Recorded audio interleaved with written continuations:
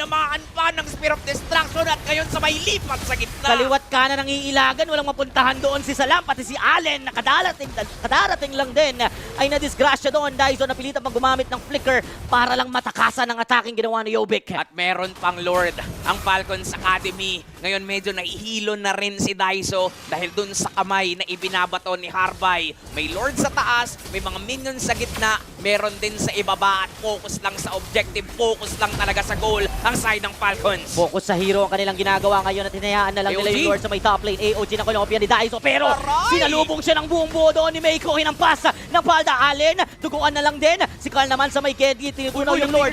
Si Vinsky, naka-tower lock na. Natali na naman doon si Allen. Yusuke, kasama doon ang kanyang dalawang kasama para dumepensa na umusan ng minions sa kupunan ng Falcons Academy. Pero may malaking katapol sa may baba. Yung grupo ng minions sa may mid lane, ginagamit na rin nila. Vinsky na naman. Pinagsisipan doon si Carl. Yusuke at wala na doon at patuloy na mamamayagpag ang Falcons Academy. Nung nakuha yung kalamangan, talagang minaksimized na ng Falcons Academy. Nung kumatok yung oportunidad, hindi na nila pinakawalan pa.